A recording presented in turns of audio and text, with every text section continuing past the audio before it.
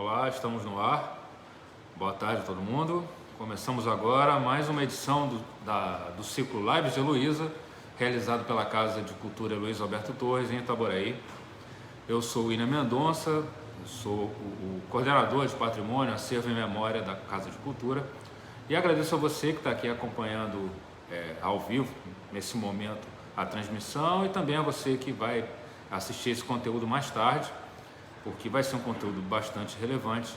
Peço que você, se puder, compartilhe em suas redes sociais para que mais pessoas possam ter acesso a essa live de hoje. Bom, o projeto Lives de Heloísa, ele surgiu como uma alternativa nesse tempo de pandemia e tem o objetivo de difundir e democratizar o conhecimento sobre essa Casa de Cultura em especial, a Casa de Cultura que funciona num prédio histórico pertencente ao IPHAN, através de convênio com o município, e que é o principal centro cultural da cidade. Mas também discutimos aqui temas relativos à cultura e à memória, ao patrimônio imaterial e à economia criativa, além de aspectos da história da nossa cidade e de toda a região. E é nesse campo que temos o tema de hoje. O tema dessa edição é a escravidão em Porto das Caixas no século XIX, diversidade de ofícios e revolta, que apresenta uma criteriosa pesquisa feita pelo professor Gilciano Menezes Costa, doutorando em História PPGH UF. O Gilciano vai detalhar a sociedade escravista em Porto das Caixas durante o século XIX, apresentando a diversidade de ofícios dos escravizados, cultura, Alain Mota, e em especial ao prefeito Marcelo Delaroli, que nos deu aqui a oportunidade de estarmos trabalhando pela cultura de Itaboraí dentro desta casa. Agradecemos também ao IPHAN, que é o órgão federal detentor do prédio do acervo da Casa de Cultura Luiz Alberto Torres, e a nossa orientadora no IPHAN, que é a Mônica da Costa, pela parceria ao longo de todos esses anos, e em especial na gestão atual. Também gostaria de agradecer a toda a equipe da Casa de Cultura que está envolvida nessa transmissão. Estou aqui na sala de audiovisual da Casa de Cultura com o Lucas e a Daniele, que estão fazendo a produção, mas o restante da equipe está toda participando e prestigiando essa live. Agradecemos também ao apoio da Secretaria Municipal de Comunicação e aos nossos apoiadores institucionais, o INCT, INEAC, da Universidade Federal Fluminense, a Itanet e a Clinimagem pelo apoio institucional. Bom, sem mais delongas, vamos aqui apresentar o nosso convidado. O nosso convidado de hoje é o professor Gilciano Menezes Costa. Ele é pesquisador, professor de História e Filosofia em Itaboraí e doutorando em História pelo PPGH da Universidade Federal Fluminense. O Gilciano desenvolve um trabalho que tem grande visibilidade e especialmente relevância no projeto História de Itaboraí Região, que engloba o site historiadeitaboraí.org e a página do projeto no Facebook, que já tem mais de 9.000 curtidas, 9.000 seguidores. O projeto foi criado em 2009 e desenvolve, através de uma perspectiva da história social e cultural, um trabalho de história pública sobre o município de Itaboraí e regiões próximas. Gilciano, a gente está colocando o Gilciano aqui na live, peço a vocês que aguardem um momentinho. Enquanto isso, estamos aqui quem sabe faz ao vivo, estamos aqui ensaiando no ar. Vamos fazer mais algumas considerações sobre o trabalho do Gilciano. Eu tive a oportunidade de, enquanto estava trabalhando na imprensa, sou jornalista, trabalhei um tempo em vários jornais da região, e na minha última passagem, em que eu fui editor do Jornal Diário na cidade, eu tive a oportunidade de desenvolver um trabalho junto com o Gilciano, em que ele não só participou como colunista no jornal, apresentando esse trabalho os textos que ele publica no site do projeto História de Itaboraí e região. Ele também chegou a promover um concurso de fotografias com estudantes. É um trabalho realmente muito interessante e criterioso. Acho que ao longo desse meu tempo em Itaboraí, eu tive a oportunidade de trabalhar com outras pessoas no campo da história, mais ampla sobre o processo que ocorreu em Itaboraí, especialmente nos últimos 2 séculos, e sobre a questão dos escravizados, que é algo que por muito tempo foi deixado para debaixo do tapete, a história oficial ignorava. Eu acho que essa pessoa, a pessoa que tem mais cuidado desde da sua primeira, do seu trabalho de conclusão no curso de História, pesquisas nesse campo. Ele fez o trabalho, coloquei com algum material já para ir adiantando, enquanto estamos entrando em contato com ele aqui para participar da live. Ele fez um trabalho muito interessante chamado, sobre a procedência dos escravos de Itaboraí, que foi publicado no site historiadeitaboraí.org. Você pode acessar lá esse material, é bem interessante, em que ele fala sobre as etnias que vieram, dos escravos que vieram dos negros que foram escravizados em Itaboraí. Em Itaboraí, você está um trecho aqui.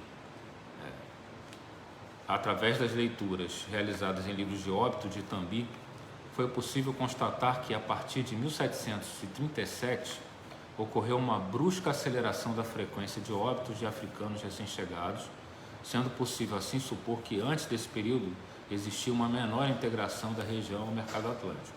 Ou seja, mais ou menos nesse período é que a presença dos escravizados em Itaboraí, na região aqui de Itaboraí, se tornou maior. O Gilciano cita nesse artigo que os escravizados que vieram para Itaboraí eram mencionados em sua grande maioria como gentio da Guiné. Gentio da Guiné. Com menor expressão, foram encontrados também escravizados de nação Angola, seguidos em menor quantidade por escravizados de procedência Kassange e Benguela. De forma ainda mais inexpressiva, foram localizados os escravizados de nação Congo e Monjolo. A imagem, assim, eu ia seguindo aqui a leitura, e ele cita aqui uma imagem do pintor Johann Moritz Rugendas, que traz alguns traços da fisionomia dos negros escravizados nesse período. É bem interessante que o Gilciano sempre faz no site e no Facebook essa ligação entre a informação histórica e alguma imagem que chama a atenção, né? A imagem sempre faz parte do texto, ela sempre tem uma relevância. Isso é uma visão que eu sei que nele saiu numa visão de historiador, mas eu, como jornalista, acho isso muito interessante. É basicamente como nós fazemos na imprensa ou na mídia em geral. Então, a imagem ela tem relevância para toda a informação, para o que é passado ao público, né? Então, seguindo aqui o texto do Gilciano, é essencial destacar que a Guiné representou um conjunto de portos, etnias e localidades que se abrigaram em um mesmo grupo identitário. Do gentio da Guiné, que era como eles eram classificados, partiram africanos de diferentes pontos do território, encobrindo diferentes grupos étnicos. Assim, a referência a um grupo de procedência não significa necessariamente a de um grupo étnico. Isso é muito importante.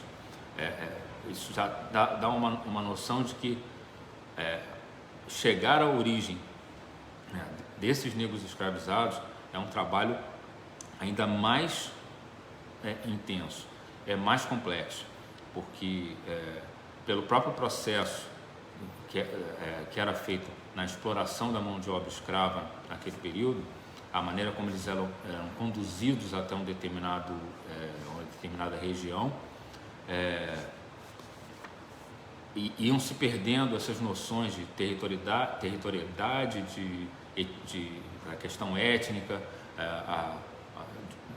de qual era o grupo de origem de cada um desses escravizados.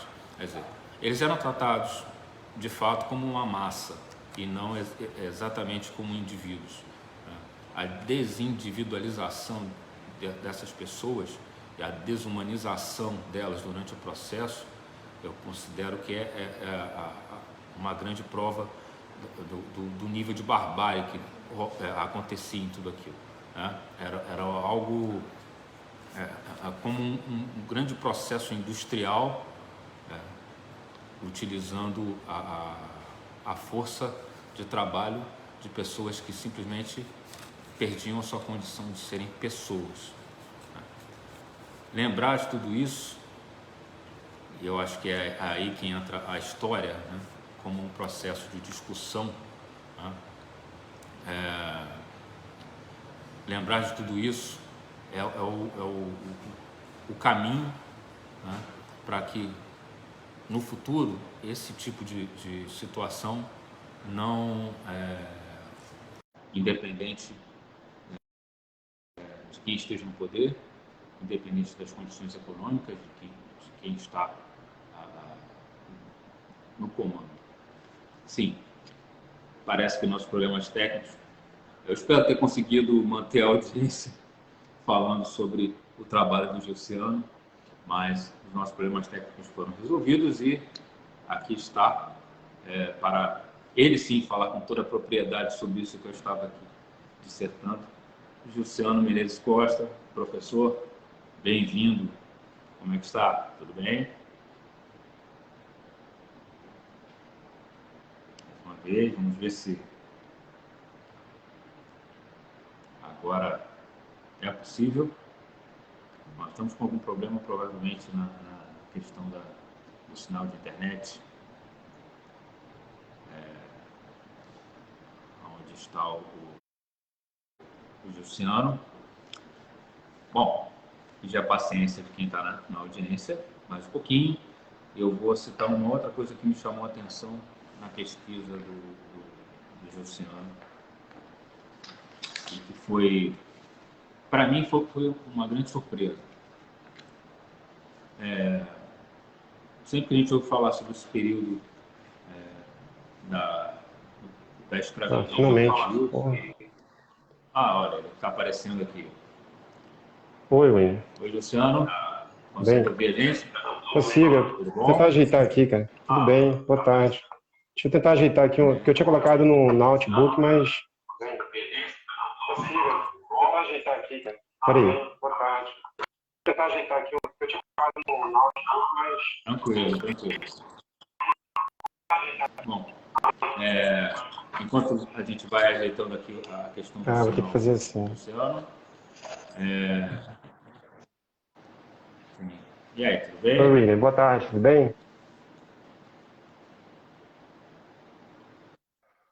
Houve Boa tarde. pequeno problema aí, né? Rapaz, eu estava aqui aproveitando enquanto estamos com esse problema na conexão, eu estava aqui falando um pouco sobre o seu trabalho e já começo então com o que eu iria falar agora para continuar mantendo a turma ligada.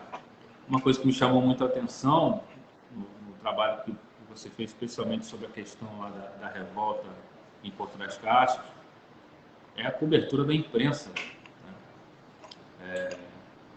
Eu não imaginava que naquele período, que era a década de 1860, que a imprensa, não só local, né, que é o Jornal Popular, mas a imprensa da corte e também de Niterói, e até o jornal francês que você cita, eu não imaginava que esse tipo de episódio entre os negros escravizados numa região que hoje nós temos uma certa noção de que naquela época deveria ser remota, né, Porto das Caixas, né, eu não imaginei que a imprensa fizesse esse tipo de cobertura, né, que descrevesse, inclusive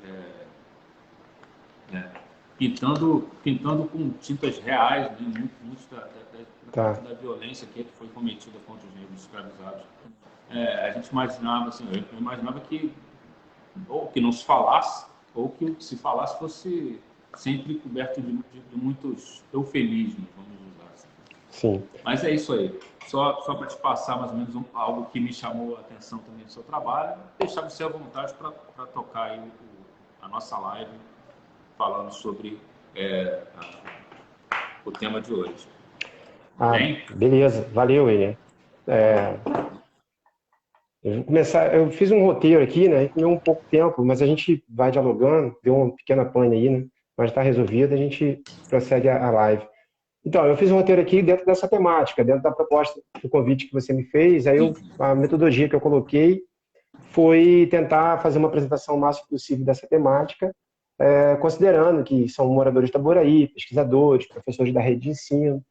Então, para poder falar sobre a escravidão em Pôr das Caixas no século XIX, torna necessário, primeiro, de forma objetiva, apresentar o que é o Pôr das Caixas, né, para poder compreender como que porque se tentar entender essa sociedade do século XIX com uma perspectiva atual, dentro do que é Pôr das Caixas, que é um bairro que eu tenho um carinho enorme, um distrito que eu tenho uma identificação e tal, mas não tem a pujança econômica, cultural e social que teve um dia no século XIX. Então, primeiro, eu preciso falar um pouco rapidamente sobre isso. Então, assim, quando a gente pensa em Itaboraí é derivado da vida de Santana de Sá, consegue a sua emancipação em 1863 e Pôr das Caixas já passa a fazer parte dessa vila de São João de Itaboraí. Bem, Pôr das Caixas, ele de uma localidade que vai conseguindo obter ampliações na sua hierarquia, digamos, Arraial, passa a ser Curato e se torna freguesia em 1856. Nunca foi vila, né? Às vezes alguns pesquisadores se equivocam em apontar que é vila de Pôr das Caixas. Ela nunca chegou a ser uma vila. Mas a própria evolução dessas hierarquias, né, ainda que tenha uma característica eclesiástica e tal, já aponta o próprio êxito econômico, a efervescência cultural, social existente naquela localidade. Bem, dito isso, eu vou avançar um pouco mais sobre o que era o Pôr das Caixas no século XIX, mas quando a gente pensa em escravizado, na minha pesquisa de mestrado, que eu defendi em 2013, sob a orientação da professora Hebe Matos, atualmente no doutorado também sou do PPGHU, eu trabalho sob a orientação da Marta Abreu, mas eu dialogo com as duas professoras ainda. Na época, eu organizei a minha pesquisa a partir do pressuposto, considerando uma diversidade das relações escravistas na região de Itaboraí. E essa diversidade está associada, sobretudo, por conta da própria diversidade econômica da produção agrícola existente aqui e da presença desses portos em função do transporte de tropeiros e o transporte nesses rios, sobretudo o Rio Aldeia e o Rio Macacu. Então, é uma escravidão urbana. Então, para entender, como assim escravidão urbana? Pôr das Caixas tinha uma área urbana nesse período, sim, e uma área urbana de uma efervescência impressionante. Bem, essa região de Pôr das Caixas ela já é denominada com esse nome em 1715, um testamento que eu tive acesso ali já está apresentando essa denominação. Esse termo, muito provavelmente, ele está associado pelo fato da própria escoamento, de já ser um escoamento da produção agrícola de várias regiões do interior da província aqui, da região serrana, e da região para cá, Rio Bonito, Maricá, Rio Bonito, o Itaboraí, parte ali também de Saquarema, dependendo do período, e de ser uma região por ter aglomerações de caixas, né, de armazenar caixas de açúcar e madeira e tal, e passaram a chamar de Pôr das Caixas. Isso é uma possibilidade real que eu localizei em alguns documentos. Então, quando a gente pensa nessas relações escravistas, eu parti do pressuposto de considerar o seguinte, que há uma diversidade, que eu considero a complexidade social existente nessa escravidão, ou seja, quando eu falo da complexidade social, eu estou analisando a escravidão para além da grande zona, da grande área monocultora escravista exportadora. Então, eu estou pegando uma escravidão por um outro olhar. E aí eu foco na questão da escravidão de aluguel e da escravidão de ganho. Eu vou falar um pouco sobre essas modalidades da escravidão. Então, em Itaboraí, na minha dissertação, e agora estou desenvolvendo melhor no meu livro, que eu pretendo publicar daqui a uns 2 anos, tal, eu localizei a presença da escravidão de ganho, da escravidão de aluguel e dos escravizados conventuais, que são os escravizados que eram pertencentes ao convento São Boaventura. Que eu não vou falar hoje, vou falar...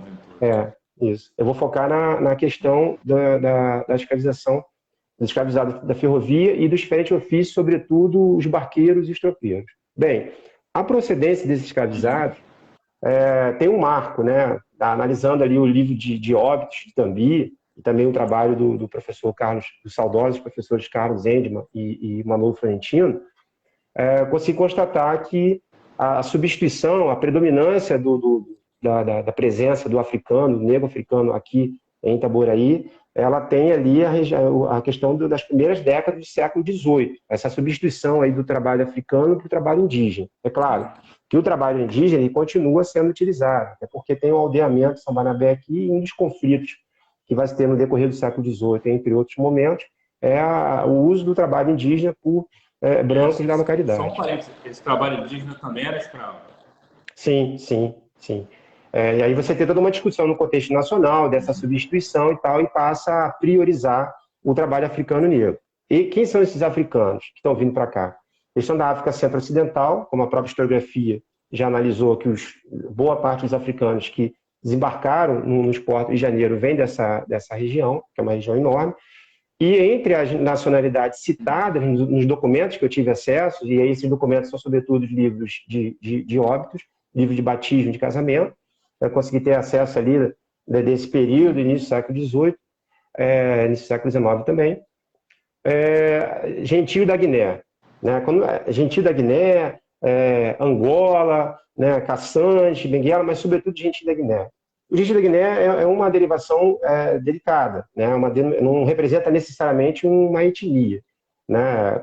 Um conjunto de povos que não está associado apenas à ideia do local onde o escravizado é embarcado. Então, a gente tem que ter esse cuidado.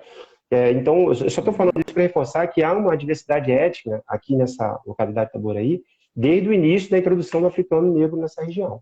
Então, isso é interessante. Quando você pega assim, possíveis traficantes escravizados na região, você tem alguns que têm propriedades aqui, como Brás Carneiro Leão, que tem fazendas, né, na freguesia de Santo Anissá, na freguesia de Tambi, e aí você tem assim, uma proximidade dessa região da produção com o tráfico negreiro. Né? Quando eu falei do livro de batismo, é uma referência. Por quê? Porque há uma frequência maior nas 3 primeiras décadas do século XVIII da presença de africanos recém-chegados, que é conhecido como os boçais. Então, isso assinala que há um contato maior dessa região com o tráfico transatlântico. E aí, para Pôr das Caixas, isso é um ponto de partida que eu utilizei. Aí, quando a gente pensa em Pôr das Caixas, William, você vai me falando a hora, tá? Para eu poder ter uma noção, para não ultrapassar aí o limite. Não, tá tranquilo. Porque senão me empolga aí, se deixar eu viro noite. Bem, então... Indo a Pôr das Caixas, assim, o século XVIII, Pôr das Caixas, a produção agrícola ali era basicamente a produção que predominava na vila de Santo Anissá, né? Farinha, milho, feijão, arroz, cana-de-açúcar, sobretudo dessa região de Itaboraí, aguardente e tal. Quando chega no início do século XIX, você tem um acréscimo que é o que contribui para entendermos melhor o que foi Pôr das Caixas na primeira metade do século XIX, o acréscimo de telhas, né, e produtos derivados do manuseio do barro, porque aqui em Itaboraí é uma região de argila, uma região que acabou produzindo muito de longa data essa questão de telhas, vasos e objetos para poder armazenar a produção agrícola. Isso tem um peso forte. Isso tem um peso forte no início do século XIX, por conta até mesmo da vinda da família real em 1808, tem um aumento da procura por construções e edificações naquela região. Aí você acrescenta no século XIX, mantenha o açúcar, o aguardente, mas acrescenta o café. O café ele é o principal produto agrícola ali que permite entender o processo de escravidão naquela região também. O porquê que essa escravização ela é tão complexa, ela é tão diversa e como é que as particularidades desse processo escravista nessa região. Bem, há um equívoco de entender, alguns acabam indo por um caminho de interpretar que Pôr das Caixas, eu até escrevi um artigo meu que foi publicado na revista Cantareira, Pôr das Caixas como produtor de café. Não. Itaboraí teve a sua produção de café, não foi uma produção expressiva, mas você tem a produção, sobretudo, na freguesia de São João Batista de Itaboraí, mas em Pôr das Caixas, embora tenha tido, foi inexpressiva, mas em Pôr das Caixas o que se teve de fato foi a comercialização do café escoado da produção de Cantagalo. Esse é um ponto importante, para entender até mesmo as relações políticas que se desenvolvem a partir daquela região e que refletem na província de Janeiro como um todo.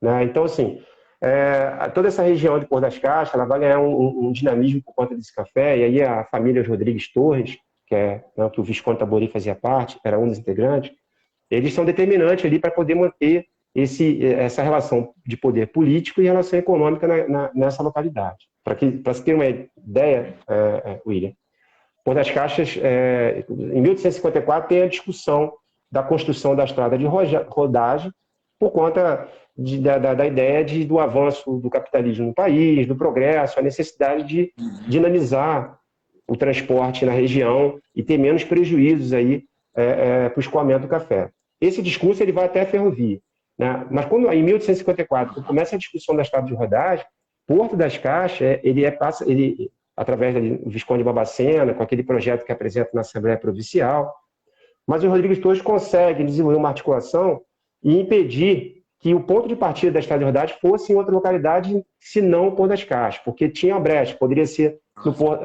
numa região à beira do Macacu ou em Porto das Caixas, né? E isso cria uma disputa ali entre Vila Nova, que era o principal porto que tinha ali em Itambi, e Porto das Caixas.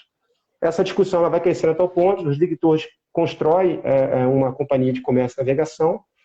Porque, desculpe te interromper, mas Itambi seria mais próximo, né? Exatamente. A saída mesmo, mais próximo da Baía de Guanabara, né? Mas Porto das Caixas era mais próximo das regiões que produziam, né? Não, a questão toda é assim, facilitaria muito se o ponto de partida fosse em Itambi, na região próxima ao Rio Macacu, porque dali para a Baía de Guanabara é um pulo, né? Só que a questão de Porto das Caixas é uma questão política e econômica. E assim, eles conseguem manter essa localidade, eles desenvolvem um projeto que acaba não sendo colocado em prática de canalização do Rio Aldeia para que ele pudesse ter a navegação a vapor. Nunca teve navegação a vapor no Rio Aldeia, foi no Rio Macacu a partir de 1850. No Rio Aldeia eram pequenas falus e saveiros, são pequenos barcos que transportavam essa produção agrícola.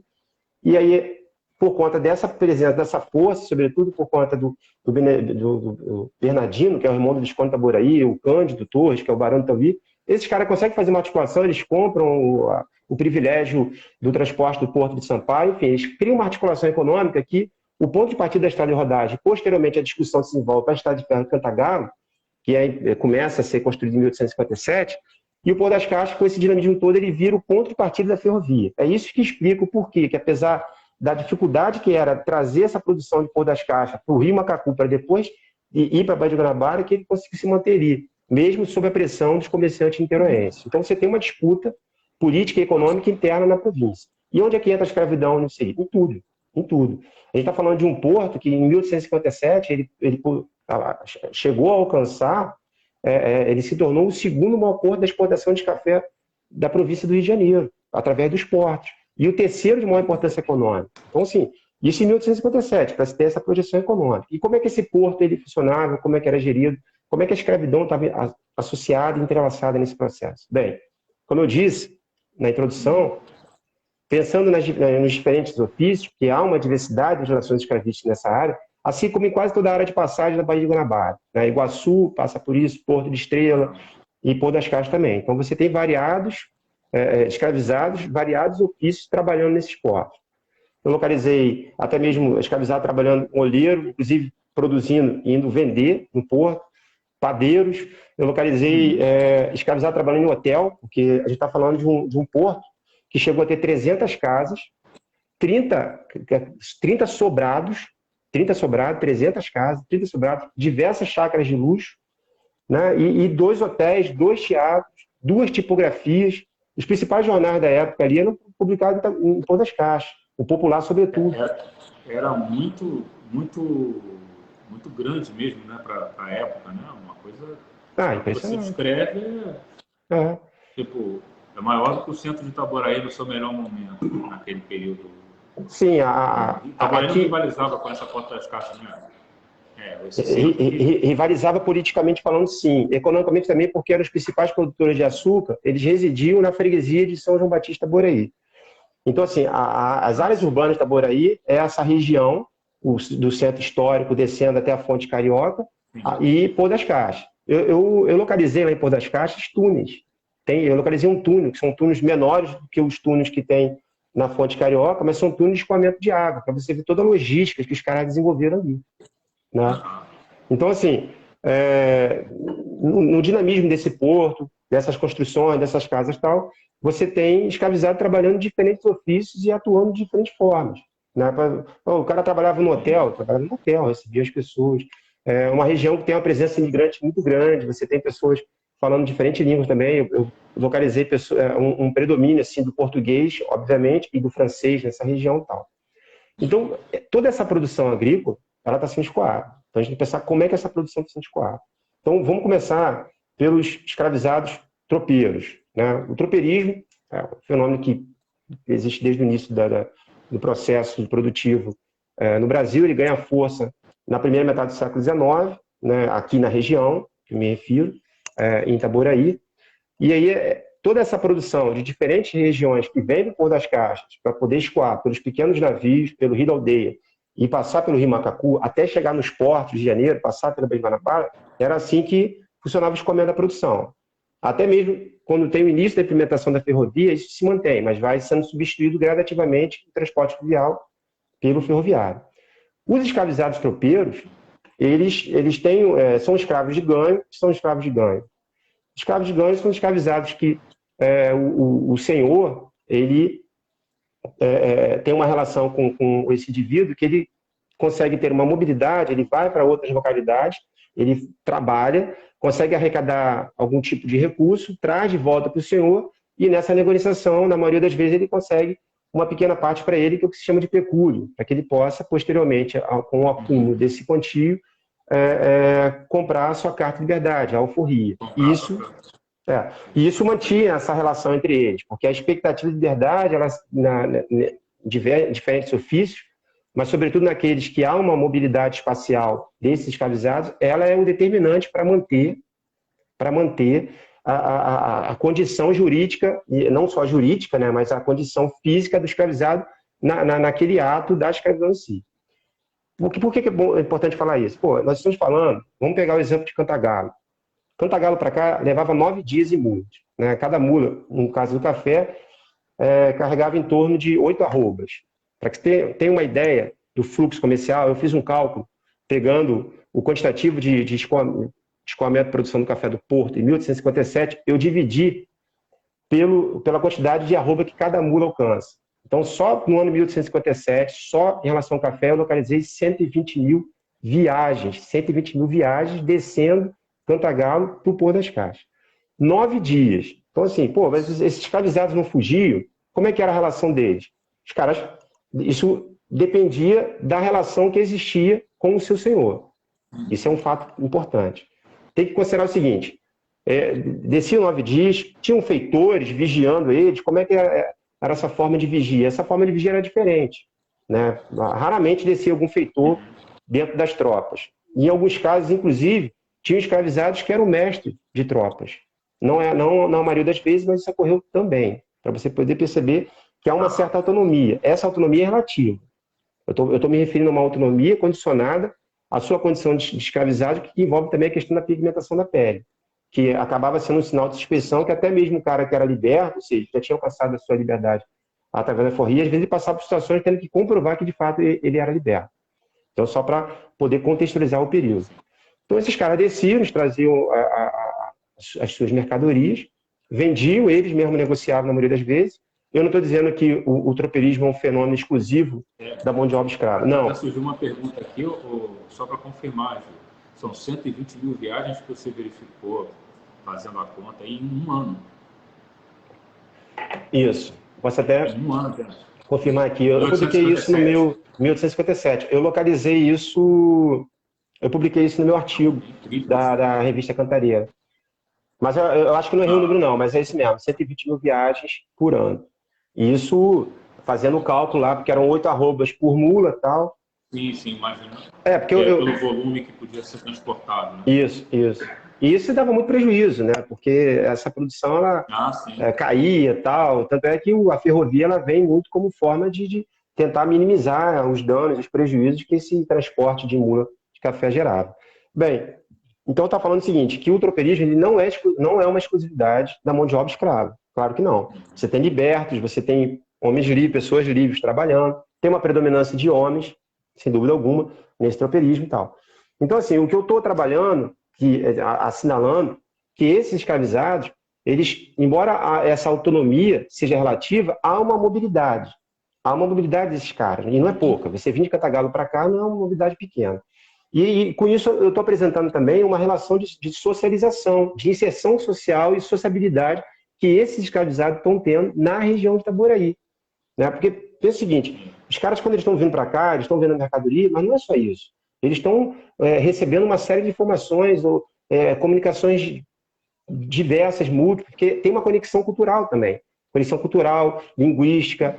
O cara está negociando, está comercializando, mas ele está trazendo outras informações. Tanto é que não é à toa, porque Pôr das Caixas era uma área de passagem da Baía de Guanabara. Então, quando eu falo área de passagem, você tem a presença expressiva de tropeiros e viajantes. Tropeiros e viajantes, sabe? Então, assim, quando eu falo isso, por que o jornal O Popular, que foi impresso de 1855 a 1862, ele é um jornal extremamente usado por vários pesquisadores da região do Rio de Janeiro? Porque ele é um ponto de partida para você entender essa região toda aqui, Capivari, né, que se chamava Capivari na época, Rio Bonito, Saquarema e tal. Então, essas pessoas estão passando, elas estão trazendo informações. A quantidade de jornais da corte que reproduziu matérias do Popular, assim como a Civilização, Época Popular, diferentes periódicos, que eu estou trabalhando agora no meu doutorado, é impressionante. Então, assim, isso escravizados tropeiros. Como é que é a relação do escravizado e do anjo? Ela tem uma semelhança. Ela tem uma semelhança. Ah, não, antes, deixa eu falar uma outra coisa importante. Você tem alguma pergunta ou algum comentário? Não, só em relação a essa questão da imprensa, até que eu cheguei a abordar logo no início aí com você. Você gosta? É realmente uma coisa que me surpreendeu o tamanho, né? Você sabe que é objeto de pesquisa seu e meu também, né? Mas eu não fazia ideia desse volume, né?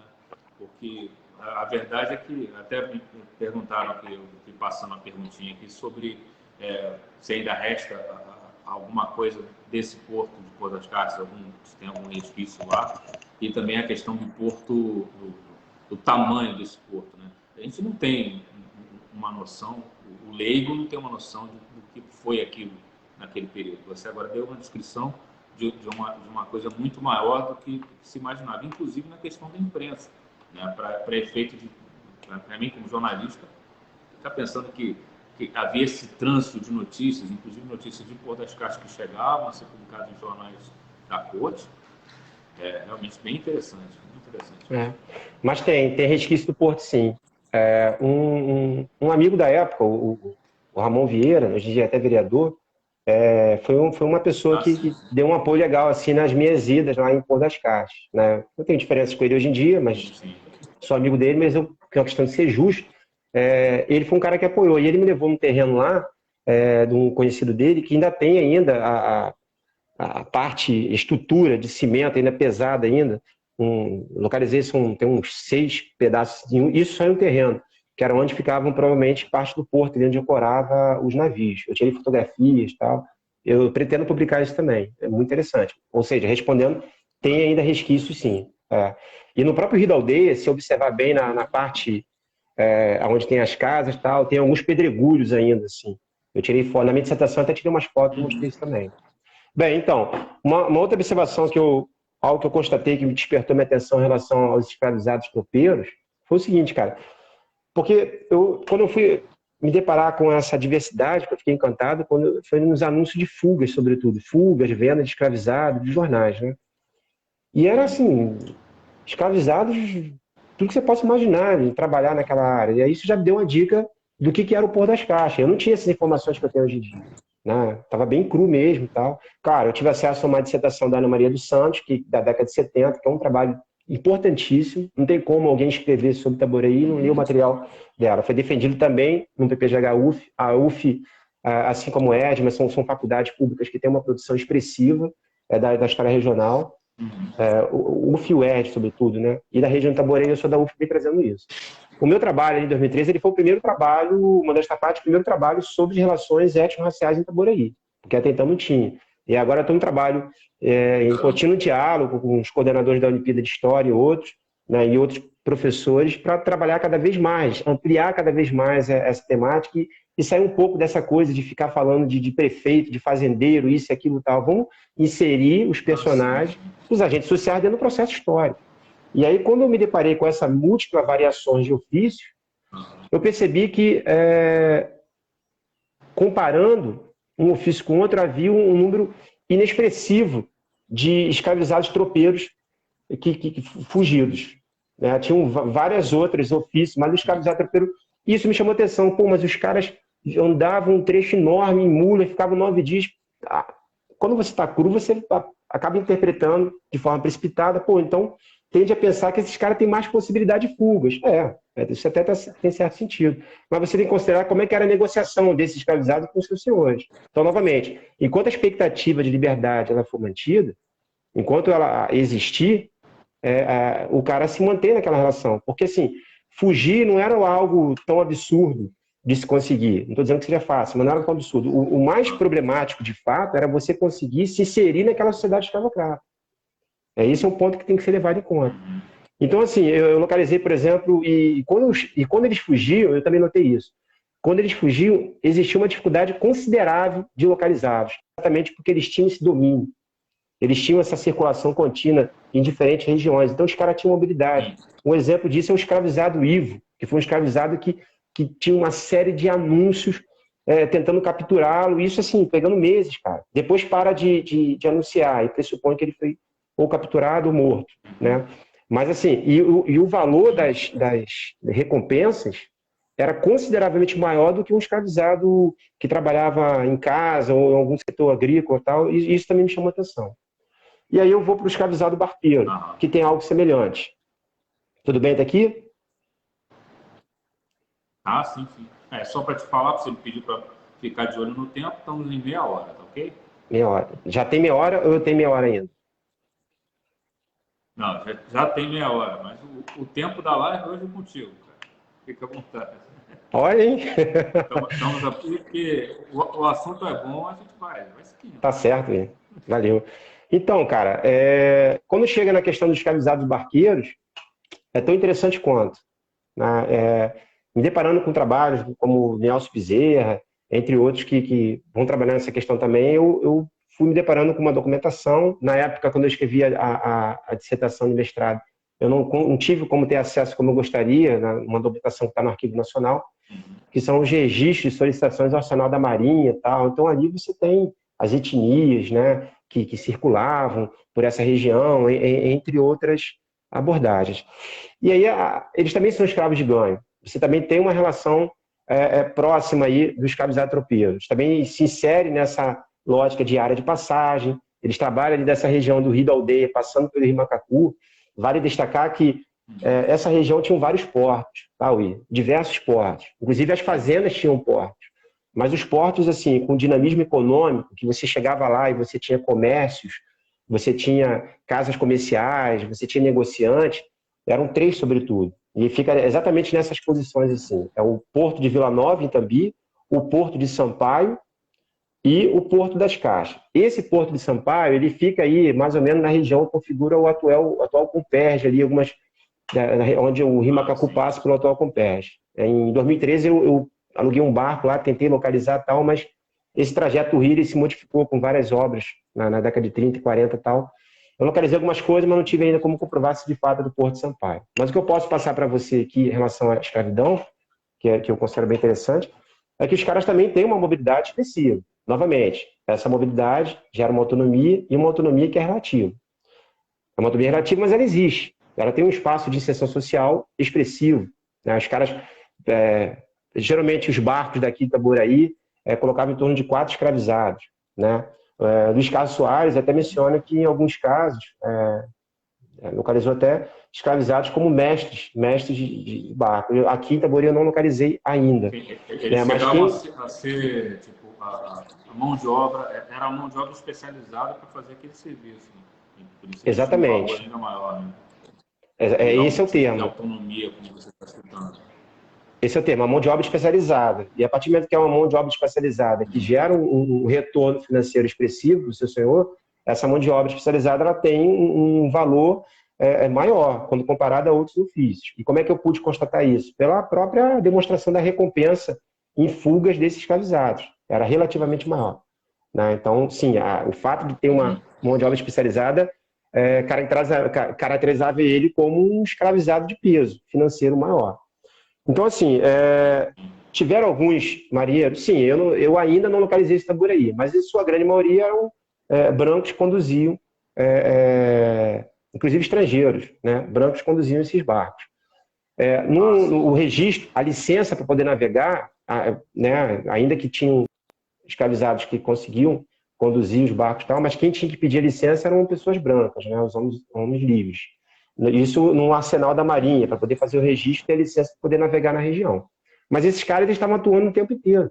E aí uma coisa que se destacou nos diversos anúncios que eu li, toda essa documentação de jornal que eu venho lendo desde 2009, é que os caras tinham uma referência enquanto nadadores também. Então, assim, isso é uma outra coisa que eu quero trabalhar no futuro. Tem uma quantidade expressiva de casos de suicídios, sobretudo de escravizados, mas suicídio também de pessoas livres, pessoas libertas, livres, nessa região. E eu localizei vários salvando vidas, sabe? O cara mergulhando, nadando e conseguindo salvar. E aí tem toda uma trajetória narrando. E o Rio Macacu, apesar de toda essa dificuldade, o fulano de tal salvou, conseguiu pegar a criança e caiu do barco, porque a navegação a vapor, a partir de 1850, ela tem uma série de acidentes também. Aí, nesses acidentes, eu consegui localizar a atuação desses escravizados também. Como é que os caras eles conseguiam mergulhar lá e pegar, trazer de volta? Isso foi uma coisa que me chamou a atenção também. Bem, isso se insere na lógica do escravo de ganho, conforme mencionei aqui, né? E é uma relação que, a partir do momento, novamente, que tem o rompimento da expectativa de liberdade, você tem as possibilidades de fugas. Eu localizei alguns dados, né, desses escravizados barqueiros, só para ter uma ideia. A região de Porto das Caixas, o quantitativo de escravizados, chegou a ser a quarta maior região com o maior número de remadores, né, escravizados trabalhando nessa localidade. Então, quando você pega assim, isso ali no contexto de 1829 a 1834, Rio de Janeiro com 1.014, né, barqueiros, isso uma modalidade específica. Praia Grande, que é conhecido como Niterói atualmente, 593, Iguaçu, 142 e Porto das Caixas, 104. E aí tem um outro dado sobre isso que acaba acrescentando como é delicado entender o processo de substituição do transporte fluvial por ferroviário, que é o seguinte: a ferrovia ela começa a ser construída em 1857 e ela é inaugurada em 1860. No censo de 1862, eu ainda localizei escravizados barqueiros trabalhando nessa região. Eu localizei 78 escravizados. Eu localizei 123 pessoas e 78 escravizados. O que isso demonstra? Que, embora o término, né, da posição de entreposto comercial de Porto das Caixas, que ocorre em 1866, quando ocorre a transferência, né, o prolongamento da malha ferroviária de Cantagalo para Itambi, quando isso ocorre, de fato vai aniquilar o grande comércio de café que tinha em Porto das Caixas. Mas isso não necessariamente significa dizer que aniquilou todas as funções sociais existentes naquela localidade. Há um declínio econômico absurdo. Em espaço de 10, 15 anos, começa a ter uma série de notícias avisando que o sobrado vai cair, está abandonado, que a região se encontra cada vez mais com menos pessoas habitando e negociando, menos casas comerciais. Mas ainda assim tem funções sociais e como que esses escravizados se mantêm nessa condição. Aqui eu fecho esses dois ofícios. Aí eu vou falar um pouco da ferrovia. Aí você tem algum comentário? Alguém tem algum comentário? É interessante você falar. O início da construção da ferrovia foi em 1857, né? A data de conclusão está chegada a Porto das Caixas, em 1860, e chegada a Itambi em 1866. E depois chegou a Itambi, o comércio pelo rio ele foi perdendo a importância de Porto das Caixas até Itambi, né? E houve esse declínio. Né? Você falou, esse declínio levou uns 10 anos, em 10 anos a coisa meio que acabou, né? Aquela pujança econômica já era, né? Foi em torno de 10 anos. De imediato, porque assim, Itambi é relativamente perto de Porto das Caixas. Né? A partir de 1854, com a divulgação... Meio que migraram para lá, né? Os trabalhadores. De certa forma, sim. A partir de 1854, com a divulgação pelas Assembleias Provinciais do início da construção da estrada de rodagem, que acaba não sendo implementada porque é substituída pela implementação da estrada de ferro de Cantagalo, que começa em 1857, é interessante perceber que há uma disputa ferrenha ali dos pequenos comerciantes ali do Porto de Vila Nova com os comerciantes de Pôr das Caixas. Mas é uma competição inexpressiva, porque os comerciantes de Pôr das Caixas eles eram comerciantes de grosso trato, os caras têm uma expressividade econômica impressionante. Quem está nessa briga de fato aí são os comerciantes de Niterói.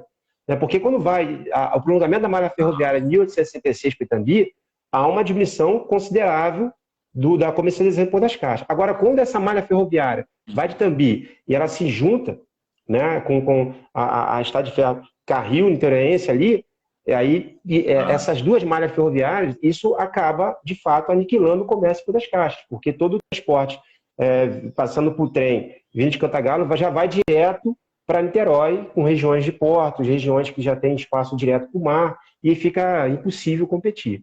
Agora, o que me chama a atenção nesse processo de escravidão e tudo isso e tal, nessa diversidade toda que eu estou mencionando, é que a expressão política desses caras, né? O Visconde Itaboraí, ele é parte integrante da Trindade de Saquarema, né? Saquarema que o Marroloff denomina como os conservadores fluminenses e tal. Eu peguei essa expressão e adaptei para a região de Pôr das Caixas, que eu chamo dos Saquaremas do Porto.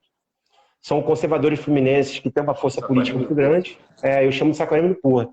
Porque assim, a historiografia foca muito no Visconde Itaboraí, que é um dos principais representantes da Trindade de Saquarema, junto com o Eusébio de Queiroz e o futuro Visconde do Uruguai. Mas quando você traz a força política do Visconde Itaboraí, que é uma tese que eu estou desenvolvendo, pretendo ver futuramente, os irmãos dele são parte determinante para entender esse processo. O médico Bernardino Torres e o Cândido, que é o Barão do Itambi, esses caras eles têm uma relação de força impressionante. E eles que vão fazer toda essa articulação aqui em Itaboraí, são eles que conseguem manter, apesar de todas as discussões nas assembleias provinciais assinalando que ia ser um prejuízo enorme, manter Pôr das Caixas como ponto de partida, são eles que conseguem manter isso. E aí você tem, isso impulsiona, né? Há uma falsa ideia do passado, na história de Itaboraí, que a ferrovia veio e acabou com o Pôr das Caixas. Esse processo ele não é imediato. Não é imediato. Pelo contrário, a ferrovia, quando vem o fluxo de capital que ocorre, que vai para Pôr das Caixas ali, com o anúncio da ferrovia, é enorme. É enorme. E como é que é essa história de ferrovia? A ferrovia ela entra como parte integrante desse processo do avanço do capitalismo no Brasil, do progresso. A Maria de Fátima Gouveia, uma historiadora que ela assinala, e eu endosso essa constatação dela, de que a ferrovia vem como uma forma de compensar o término do tráfico negreiro. Então, uma forma de você facilitar, viabilizar o escoamento da produção desses fazendeiros, que são grandes escravocratas. Você pega o Barão de Nova Friburgo, tem o trabalho do Rodrigo Marreto, na dissertação, e a tese dele em Cantagalo, trabalha bem isso, você vê o que era o Barão de Nova Friburgo na época. E esse cara ele tem uma proximidade considerável com os Rodrigues Torres. Então, assim, a ferrovia acabou vindo como um meio para poder compensar os escravocratas a manter o apoio ao regime imperial da época. Né? Isso é um ponto interessante de destacar. E aí, quando a gente fala em ferrovia, eu venho falar da questão desses escravizados que trabalharam na construção da Estrada de Ferro Cantagalo. E aí geram, às vezes, isso às vezes gera uma certa confusão. Pô, mas não tinha uma lei determinando, em 1852, que o trabalho teria que ser conduzido por trabalhadores livres e tal. Mas aí a gente tem que relativizar isso. Se vivemos em 2021, tem legislação, internet e tudo, tem pessoas que acabam não cumprindo a lei, imagina no século XIX lá. Então tem que fazer essas considerações. Né? Quando você pega, é claro, que aqueles negociantes, né, os empresariados que estavam envolvidos com a construção da malha ferroviária, aqueles que precisavam negociar diretamente com as assembleias provinciais, esses caras não vão se envolver com contratação de mão de obra escravizada. Não. Mas aqueles pequenos proprietários, tal, os caras que vão fazer os serviços, que acaba ficando de frente mesmo para o andamento da construção, são esses caras que vão escravizar, são esses caras que vão levar a escravizado. E pelo que eu constatei nos anúncios, tal, entre outros documentos, né, há uma presença grande, considerável, do escravizado de aluguel. Né? E o interessante é o seguinte, quando eu fui rastrear de onde vinham esses caras, eu acabei localizando espaços de memória da escravidão em Itaboraí, como, por exemplo, o que é conhecido atualmente como Beco. Né? O Beco, que é considerado assim, o Beco do Roque, fica do lado Atrás do Espírito Santo. Aqui. Isso, fica do lado da Igreja Matriz de Itaboraí. Ele, no século XIX, ele era conhecido como, a primeira metade do século XIX, era conhecido como Travessa da Matriz, ou Viela da Matriz. No decorrer do século XIX, ele passa a se chamar Espírito Santo, Travessa Espírito Santo. Muito provavelmente, eu ainda tenho que provar isso, muito provavelmente, por conta das festas do Divino Espírito Santo que ocorriam aqui em Itabori e ocorriam com uma frequência impressionante. Eu até menciono isso na minha tese. Bem, ali tinha uma casa de aluguel de escravizados, do seu, até anotei o nome dele, do Digero Silva, se não me engano, era um sobrado, e os escravizados ficavam ali próximo àquela calçada da igreja matriz e tal. Eles eram alugados ali, em sua grande maioria, claro, tinham casas de aluguel de escravizados em Porto das Caixas também, e eram direcionados para trabalhar diretamente na construção da estrada de ferro. E tinham vários acidentes, diversos acidentes. Atropelamentos, acidentes na hora de botar, explosões. É um negócio impressionante. A gente imagina, pelo que a gente vê hoje, mesmo com toda a legislação de segurança e com trabalhadores livres, né? Que tem sindicatos, acontece isso com frequência, tem obras que são show de horrores, né? E você imagina como é que era um século e meio atrás, né? Uma coisa... acho que, qual seria o grau de controle nesses acidentes? Né? Impressionante. Havia um interesse em não perder a mão de obra, porque para eles, para os proprietários desses escravos, eles valiam dinheiro, né? Como você disse, eles eram até alugados, né? Os escravos, mais escravizados. Mas no caso, para o controle em relação à vida, né? Ao fato ao valor da vida em si, até a dignidade da vida, era muito vago, né? Se é que existia. Sim. Na dissertação, Miriam, diante do que você está falando, eu procurei assim, comparar também, né, para trazer um contexto sobre escravo de ganho e escravo de aluguel. O escravo de ganho eu já expliquei, né? Trabalhava um tempo, trazia uma renda, entregava o seu senhor diretamente. O escravizado de aluguel, o proprietário, deixava lá, fazia a negociação com o dono daquela casa de alugar escravo, e ele recebia diretamente do dono. Então, o dono da casa de alugar o escravo. Esse cara era o cara que ia fazendo a gerência e a negociação com o escravizado. Ainda que o escravizado não fosse dele, mas ele fazia intermediação. Para o senhor proprietário, ele negociava diretamente com o proprietário da casa de alugar o escravo. Bem, esses foram os principais ofícios. Tem diversos, não dá para colocar só em uma live, né? Aí dá tempo de falar um pouco da revolta da Fazenda da Cruz? Sim. Eu acho que é o episódio que meio que jornalisticamente me interessou muito também. Estava lendo aqui sobre os detalhes dessa revolta aí, no material que você me mandou. Eu acho que vale a pena sim. Eu só ver aqui com o meu amigo Lucas, que está no controle aqui. Tempo, Lucas. Estamos com 1 hora? Sim, já estamos com 1 hora da live, né? Então, vou pedir para você dar aquela condensada dentro do possível nesse episódio para a gente poder concluir e ver se temos ainda alguma pergunta para ser respondida. Parece que sim, aqui estamos. Então, tá. Vamos lá. Beleza, vou buscar ser sucinto, que é o que eu estou fazendo aqui, né, apresentando de forma mais ampla e tal. Então, a revolta dos escravizados da Fazenda da Cruz, ela se envolve dentro desse contexto de complexidade social também. Por quê?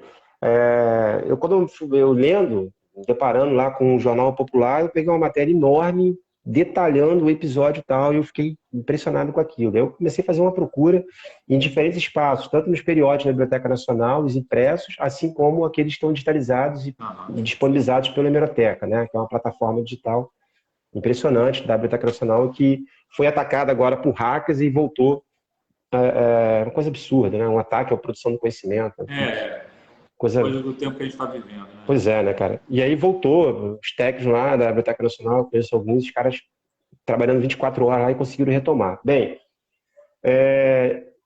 em relação a isso, a revolta, o jornal começa falando da morte, né, do escravizado Roberto, né? E aí ele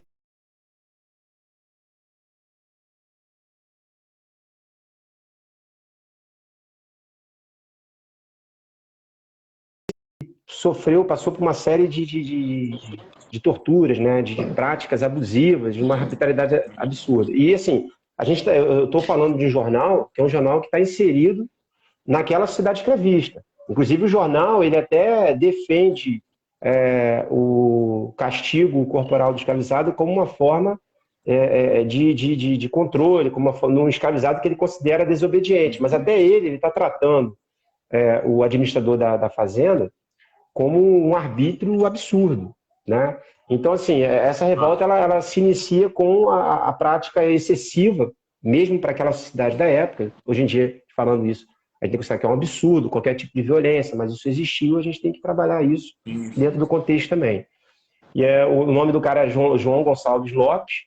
Esse camarada, ele já tinha um histórico, o jornal relata um histórico de agressões como cacheiro, ele já tinha batido em um escravizado de um outro proprietário, que era uma coisa inaceitável para aquela sociedade da época. E ele começa a trabalhar na Fazenda Cruz. E aí o jornal, ele não afirma, mas ele dá a entender que o proprietário ele teria sido assassinado, né? Ele foi morte estranha.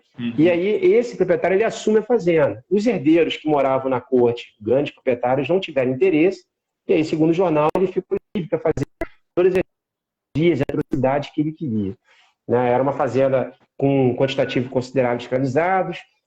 Eu consegui localizar ali dos escravizados que receberam, né, diversos açoites terríveis da época, em torno de 30 escravizados. Só que tem dois morrem, né? E a matéria eu baseei no escravizado Roberto e tem o Frederico. O escravizado Roberto, a situação toda assinala a cultura de revoltas, resistência à própria escravidão. Por quê? Porque quando o cara morre, o escravizado Roberto morre, o João Gonçalves Lopes, ele ordena, segundo o jornal, ele ordena que o escravizado fosse enterrado o mais rápido possível e escondido, né? E isso lá naquele cemitério de Pôr das Caixas, que na época ele ficava do lado da igreja Nossa Senhora da Conceição, né? Que é a igreja que tem lá no centro de Pôr das Caixas. Não, esse cemitério não existe mais, mas a parte da frente está intacta lá, né? O mármore, o portão, é impressionante, aquilo lá está intacto. Mas os corpos já foram retirados e levados para o outro cemitério de Pôr das Caixas. Bem, determina que o cara seja enterrado. Então ele acaba sendo enterrado sem os rituais fúnebres devidos. E aí, assim, o sacristão ele chega lá para poder fazer algum tipo de cerimônia religiosa quando o cara está praticamente enterrado. Isso gerou um desconforto, um incômodo muito grande nos próprios escravizados que estavam ali.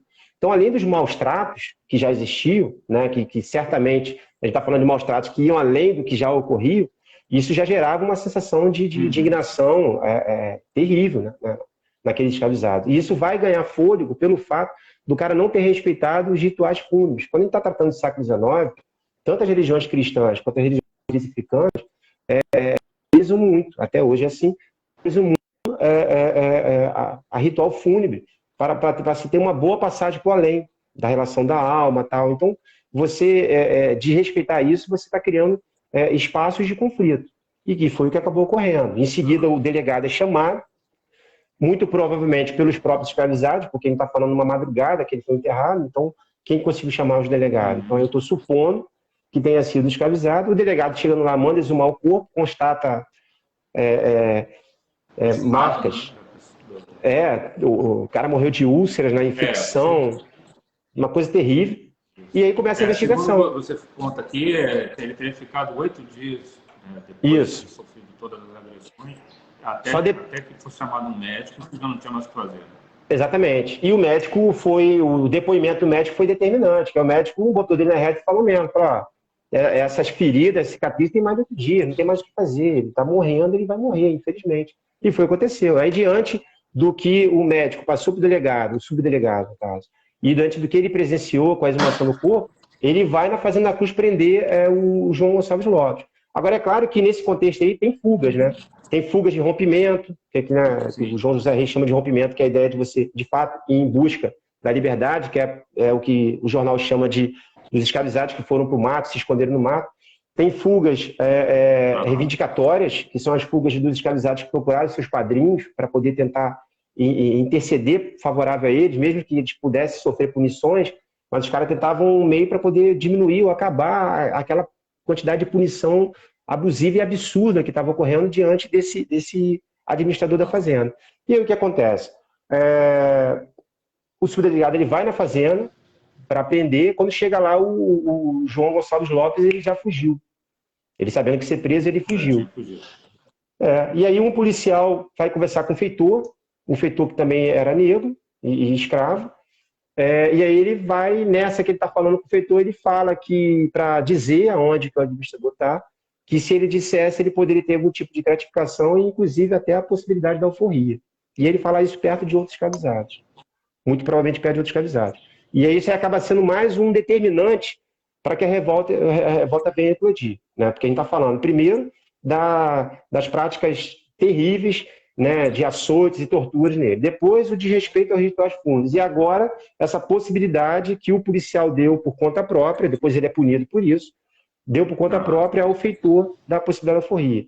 E aí o jornal, ele termina como? O Popular. Ele termina dizendo, elogiando os trabalhos da diligência, conduzida pelo subdelegado, ele parabeniza todo o trabalho que foi feito e tal. Ele não fala nada, ele fala que quem capturou o administrador, o criminoso, foi o subdelegado. Eu fiquei com aquilo, a história é uma ciência, né, cara? Ela tem um método, ela tem teorias, tem que utilizar a historiografia. História não é você pegar uma fonte e reproduzir. Isso não é história, isso é coisa de curioso. Com todo respeito aos curiosos que existem, mas história é você fazer comparações, dialogar, é uma coisa que dá muito trabalho, né? E aí eu fui atrás de vários outros jornais.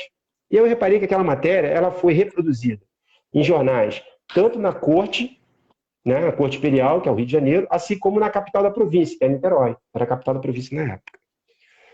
E alguns jornais, eles iam além, eles diziam mesmo, diziam que quem tinha capturado o escravizado de fato foram os próprios, quem tinha capturado o administrador da fazenda, foram os próprios escravizados da Fazenda Cruz. Os caras, eles conheciam a região, eles conheciam aquele matagal, eles vão penetrando, vão literalmente caçar o cara mesmo. O cara vai ser caçado. Foram né? caçar o... Vão, você imagina, toda aquela indignação por tudo que eles estavam passando, a tortura, né? Os caras ali, eles, cara, ignoraram a condição jurídica de escravizado, e se direcionaram em busca do cara. E aí você tem a questão dos maus tratos, o desrespeito aos rituais fúnebres, e por fim essa possibilidade de alforria, que eles se apropriaram. O policial não falou para os outros escravizados, né, chamado policial. O policial, na época, ele fez o diálogo com o feitor da fazenda. E aí os caras conseguem pegar ali, próximo ao Rio Macacu, ali na região de Tambi, e batem muito, amarram ele, traz ele para o centro de Porto das Caixas, ali onde o subdelegado acaba recebendo, numa condição extremamente humilhante, e isso foi muito expressivo para a época. A gente está falando de vários escravizados que capturaram um branco livre. E aí, cara, isso gera uma relação fortíssima, um constrangimento enorme. Esse policial, ele é processado, o subdelegado, ele pediu demissão do cargo, o presidente da província fez diálogos com o ministro da Justiça, dando justificativas e satisfações, e o ministro cobrando cada vez mais. Por que tudo isso?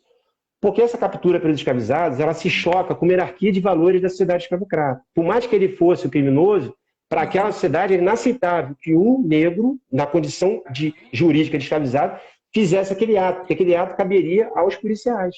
Só que os escravizados perceberam o quê? Pô, não vão capturar. Não vão conseguir capturar. Nós conhecemos o território.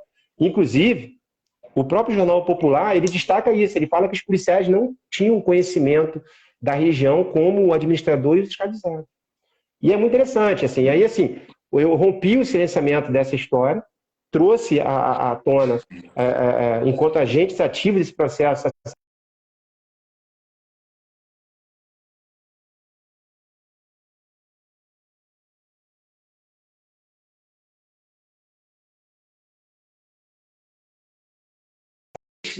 personagens, né, tanto escravizados quanto libertos, como sujeitos históricos atuantes nesse processo da cidade da Boraí. E é muito interessante, porque isso rompe uma série de abismos, né, certo, de rótulos que a historiografia positivista coloca em relação ao escravizado.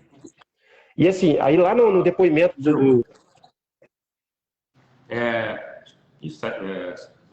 apareceu o Jussiano aqui da minha tela, mas só para não deixar algumas perguntas que surgiram na live sem resposta, só pedir para você concluir a história, chegar nos finalmente dessa história da revolta em Porto das Caixas. Oi. Acho que tivemos aqui um problema, caiu o chat. Caiu, né? Ok. Tá me vendo? Se você consegue fechar isso, estou te vendo. Perfeitinho. Tá. Eu não estou vendo você não, mas eu estou te ouvindo. Eu estava concluindo. Não, só para concluir. E o delegado da época, eu tive acesso né, ao escrito dele e tal, ele menciona que os escravizados eles quiseram gratificações. Ele até fala, os caras cobraram cachaças, cobraram alimentos, cobraram não sei o que. Então houve isso é uma constatação da cultura de revolta em Itaboraí. Né? E como é que eu tive acesso a essa informação? Isso que eu queria falar, William, que é bem interessante. Cara, desde 2009 eu estou fazendo entrevista em Pôr das Caixas. Entrevistei o senhor Juvenal em 2009, ele já tinha passado a menção para mim de escravizados que eram torturados na Fazenda da Cruz. E vários moradores mais idosos, antigos de Pôr das Caixas, tinham mencionado isso para mim. E eu fiquei com isso, sabe? Que é a ideia da memória coletiva, né? Que você não pode descartar. Você vai pegar aquilo e vai comparar com as fontes e tal. Aí eu acabei localizando essa revolta, e que é bem interessante de se trabalhar, de colocar e tal. Bem, eu procurei ser sucinto, se eu passei do tempo, peço desculpa. A gente começou com um certo atraso, né? Não, sem problema. Poxa, é ótimo a repercussão aqui, os comentários estão ótimos. Eu queria até aproveitar, como a gente já teve oportunidade de trabalhar em projetos em comum e tal, dizer da minha alegria de estar conversando com você aqui nesse momento, falando sobre um assunto como esse, e para mostrar, principalmente para quem está assistindo, que de repente não é da área acadêmica, não é um historiador e tal, como eu não sou um historiador, o quanto, o tamanho do cuidado com que é feita uma pesquisa como essa, uma pesquisa histórica de profundidade, em que você vai resgatar um episódio, não só esse, mas você resgata outros episódios, mas um episódio muito marcante e que estava esquecido da história do Itaboraí e de Porto das Caixas, por conseguinte, né, também, foi um resgate feito por um trabalho, uma dedicação. É um trabalho que acho que é a dedicação dos seus últimos muitos anos aí, talvez uns 15 anos às voltas com isso. É muito gratificante ver esse nível de dedicação à história de Itaboraí. Entendeu? É o relato da questão dos escravizados, quer dizer, algo que não se falava, não se comentava. Uma parte da história que a nossa cidade teve e que em grande parte não conhece. É importante que isso venha a público a partir do seu trabalho acadêmico, que isso vire matérias nos jornais de hoje, que outras pessoas possam repercutir nisso. Espero que essa live, que depois dessa live também ainda haja muitas entrevistas com você em outros lugares. Vai ser um prazer. Um prazer. Ela é muito interessante mesmo. Vou só aproveitar. A gente teve várias perguntas, mas eu vou colocar 3 aqui para você. Se você conseguir responder no famoso VaptVupt. Tá, deixa eu só fazer um agradecimento assim, rápido antes de responder as perguntas, senão com receio de cair e não voltar. É o seguinte, agradecer a vocês pela iniciativa. Houve uma falha aí, né, mas na internet, alguma coisa assim, mas isso acontece, a gente tem que saber lidar com isso, né? Isso é normal. E você é um cara que é um dos apoiadores, né, uma das pessoas aqui em Itaboraí que está sempre me apoiou, né? Eu tive uma coluna no jornal que você trabalhou, o seu intermédio, isso foi uma experiência bem interessante. O seu Eimar Costa é um dos principais apoiadores, que é o proprietário do antigo jornal itaboraense que você também trabalhou, né? Tem, assim, são várias pessoas que acabam apoiando aqui. A gente, hoje, ia destacar, assim, eu tenho uma página, História Itaboraí Região, e eu tenho também um site, né, que é com a mesma denominação desse projeto que eu puxo aqui para produzir materiais com uma linguagem mais simplificada para que professores tenham acesso, moradores de diferentes regiões. E também agradecer a Alessandra Barbosa, né, que está puxando um grupo de memórias de Itaboraí, que é bem interessante, ela fez uma divulgação muito legal. Isso. E a todo mundo aí que apoia a pesquisa e a produção do conhecimento na cidade. Aí eu respondo as perguntas. Vou aproveitar aqui, já que nós estamos aqui nessa live, já que você citou, Alessandra Barbosa, podemos fazer uma live aqui, que tal? Essa ideia entrar em contato com você.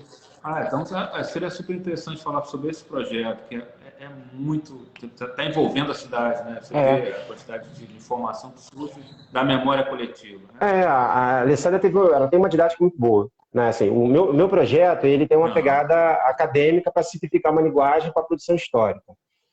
O projeto que a Alessandra curte, eles não são conflitantes, na verdade eles se complementam de uma forma bacana. O dela é o seguinte, ela abre espaço para que as pessoas produzam suas próprias produções, seus acervos, até fotografias, a experiência, cara, é muito interessante. Que é Memória e Pedra Bonita, se não me engano. Bom, Aí, meu amigo, diante do adiantado da hora, vou falar aqui. A gente selecionou aqui 3 perguntas. Uma aqui por Renata Souto. Podemos então dizer que depois da Corte, a principal vila-cidade no Rio de Janeiro seria aqui? Eu suponho que é aqui que ela se referindo a Itaboraí como um todo, incluindo Porto das Caixas, ou houve regiões maiores, assim, tipo vilas mais importantes? Tá. Você vai perguntando e vou respondendo, pode ser assim? Não esqueça. Sim. Tá. Não, não dá para definir isso assim, né, de forma tão específica, mas o que eu posso dizer é que Porto das Caixas foi uma região de um fluxo expressivo de pessoas e mercadorias, e sim, era uma das principais regiões da província de Janeiro, assim como Porto de Estrela, Porto de Iguaçu, né, regiões ali da Praia Grande, Rio de Janeiro, mas essa região do interior da província, Porto das Caixas, ele teve um destaque muito grande.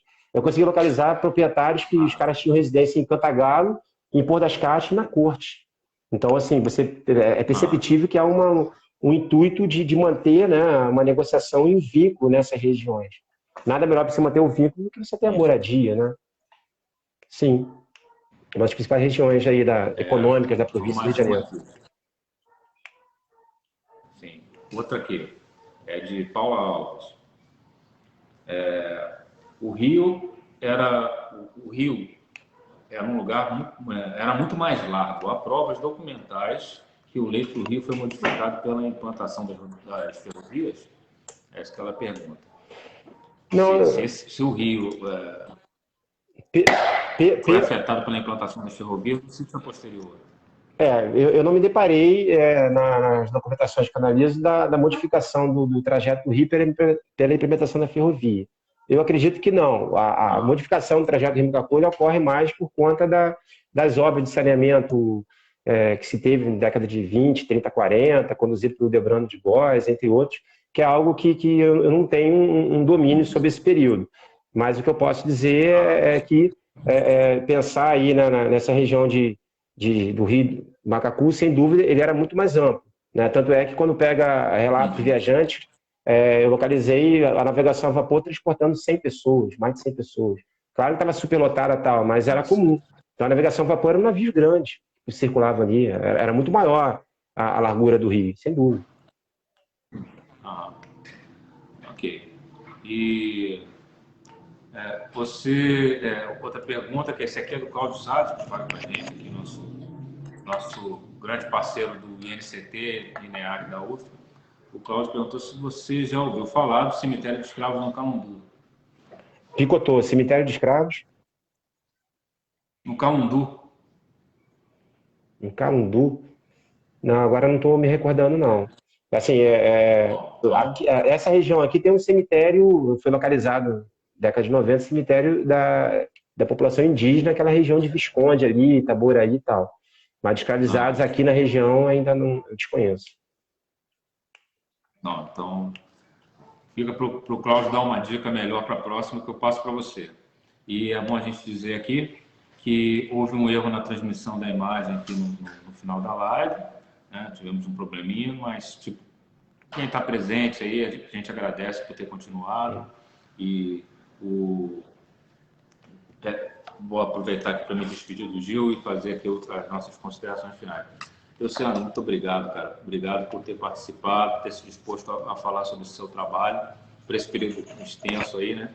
E a gente espera que ao fim dessa pandemia, desse período que a gente está vivendo, a gente possa produzir projetos ligados à história de Itaboraí dentro da casa, receber você e outros pesquisadores para debate, para participar, falar aqui diretamente para o público, como a gente sempre gostou de fazer, né, na casa, receber as pessoas aqui da melhor maneira possível, abrir esse espaço, Jardim Bonito, nosso salão, para quem quer falar de cultura e falar de história de Itaboraí. Tá bom? Valeu, William. Por hoje foi remotamente, então eu te mando um abraço virtual, cara. Tá, brigadão. Eu que agradeço. Eu agradeço aí a você, o Alan, todos aí da Casa de Cultura aí pela pelo convite, né, pelo andamento da live. Foi um prazer enorme participar e conte comigo, sim, em contribuir com a produção do conhecimento da Itaboraí, as relações étnico-raciais. É isso aí. Valeu, então. Obrigadão. Tudo de bom. Tá bom, obrigadão. Valeu, tchau. Só para concluir aqui, eu agradeço a todo mundo que ficou até essa hora. Nós vamos ter no dia 6, na quinta-feira, no mesmo horário, uma live com o tema Mulheres de Sucesso, Empreendedorismo e Economia Criativa, com a participação das empreendedoras Tati Dias, que é brechonista, a Luciana Martins, que é administradora formada em Marketing e Gestão de Negócios, e a Aline Machado, idealizadora do projeto Mulheres de Negócios, que também é subsecretária municipal de Agricultura. Gostaria mais uma vez de agradecer aqui a equipe da Casa de Cultura, o Alan Mota, nosso gestor aqui da Casa de Cultura, o Luiz Alberto Torres, agradecer ao prefeito Marcelo Delaroli por essa oportunidade e pedir a vocês que estão assistindo que possam conhecer e curtir as redes sociais da Casa de Cultura, Facebook e Instagram, @Casa de Cultura Itaboraí, YouTube Casa de Cultura Luiz Alberto Torres. E se você quiser fazer uma visita, a gente está recebendo as pessoas para visita por agendamento pelo WhatsApp 21 989 58 8727. 21 989 58 8727.